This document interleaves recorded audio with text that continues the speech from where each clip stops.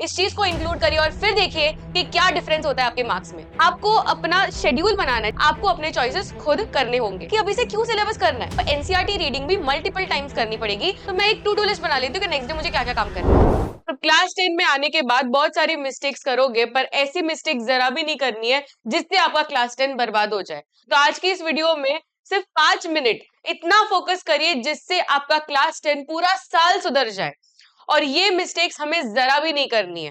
तो ये सारी जो चीजें मैं आपको बता रही हूँ इस सेशन में, आप ये अपने डे टू डे लाइफ में इस चीज को इंक्लूड करिए और फिर देखिए कि क्या डिफरेंस होता है आपके मार्क्स में। तो आज हम ये देखने वाले कि what is the ultimate plan, because बहुत सारे वीडियोस आएंगे कि ये करना चाहिए, वो करना चाहिए, ये मिस्टेक्स होती है, ये स्ट्रैटेजी हो जाती है। पर आज इस वीडियो में मैं प्रॉपर आपको गेम प्लान बताऊंगी, द अल्टीमेट प्लान, जिससे बहुत सारे बच्चों की जिंदगी सुधरने वाली है। मैं बता रही हूँ जिंदगी, because class 10 matters a lot. पूरे लाइफ में आपको क्लास 10 के परसेंटेज पूछे जाएंगे। तो आज की इस वीडियो में शुरू करते हैं। सबसे पहले तो आप लोग को स्कूल आवर्स प्रोडक्टिव बनाने हैं। आप मान के चलिए कि क्लास 10 कोई खाने का काम नहीं है, आपको स्कूल में प्रॉपरली पढ़ाई करनी होगी। एंड बहुत सारे बीच में ब्रेक्स मिलेंगे, बहुत सारा ऐसा टाइम होगा जहां पर you have to make your own choice कि कब आपको पढ़ाई करनी है और कब आपको खाली अपने फ्रेंड्स के साथ बैठना है या टाइम पास करना है।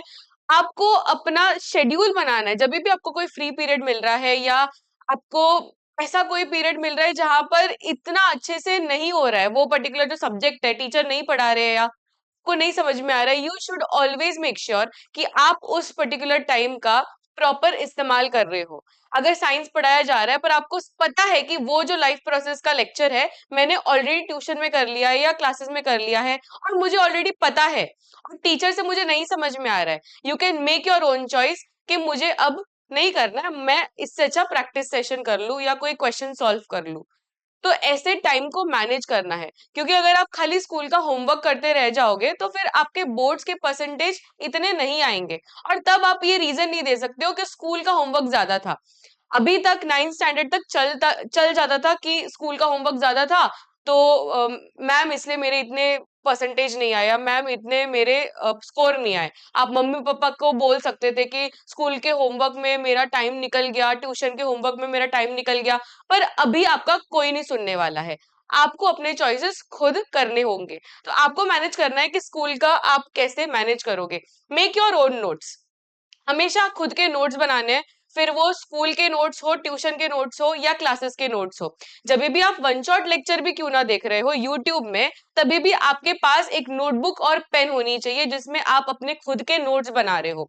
आपको रिलाई नहीं करना मार्केट के बने बनाए नोट्स पे, वो एकदम अच्छी तरीके से डेकोरेटिव फॉर्म में होंगे, but that will not give the satisfaction which you will get in your own notes. So make your own notes, because topper और एवरेज स्टूडेंट में यही एक डिफरेंस होता है कि टॉपर्स हमेशा खुद के नोट्स बनाते हैं और लास्ट तक जब बोर्ड एग्जाम आता है तब तक उनके पास अपने खुद के नोट्स होते हैं and they are always focused with their own notes.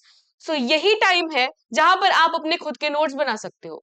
आप लेट लेट रियलाइजेशन करोगे कि नवंबर आ गया, दिसंबर आ गया, तब आप बोलोगे कि मैम मेरे पास तो नोट्स ही नहीं है।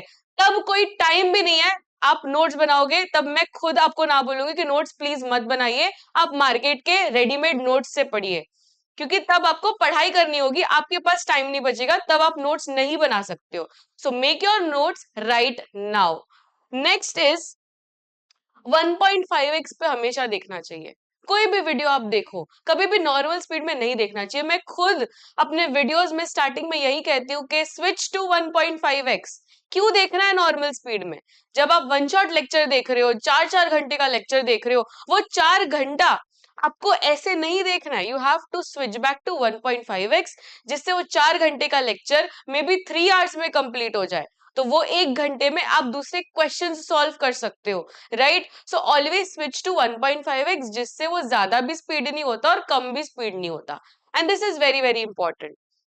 सिलेबस कंप्लीट करने का जो रेस चल रहा है, आपको हर कोई बोलेगा, पेरेंट्स बोलेंगे, टीचर्स बोलेंगे, स्कूल के टीचर्स, ट्यूशन के टीचर्स, के जल्दी से सिलेबस करना है, जल्दी से सिलेबस करना है। और आपके माइंड में ये आ रहा होगा कि अभी से क्यों सिलेबस करना है, मेरा एग्जाम तो मार्च में है, अभी से क्यों सिलेबस कंप्लीट करूं, तब तक तो मैं भूल जाऊंगा, ये भी क्वेश्चन आता है। पर ये क्वेश्चन नहीं आना चाहिए माइंड में। आपको लग रहा है कि खाली इतना ही पानी है, पर इतना पानी नहीं है, बहुत ज्यादा है। इट इज अ सी, समुंदर पड़ा है। पढ़ाई करने का पूरा समुंदर है, खाली सिलेबस कंप्लीट नहीं करना है हमें। हमें सिलेबस कंप्लीट करने के बाद क्वेश्चन सॉल्व करने हैं, एग्जाम्पलर के क्वेश्चन सॉल्व करने हैं, टेक्स्ट बुक के क्वेश्चन सॉल्व करने हैं, पीवाईक्यूज करने हैं, 10 साल पुराने पेपर्स सॉल्व करने हैं। और आप मानोगे नहीं, जो आपका बोर्ड्स का पेपर होता है वो पीवाईक्यू से ही आता है। जो 10 साल पुराने पेपर्स सॉल्व करता है वही टॉपर बनता है। तो वो टाइम फ्रेम आपको रखना होगा। आप लास्ट तक खाली सिलेबस कंप्लीट करते रहोगे, एक दिन पहले, कल साइंस का पेपर है, एक दिन पहले आप खाली सिलेबस कंप्लीट कर रहे हो, तो वो बाकी चीजें आप नहीं कर पाओगे।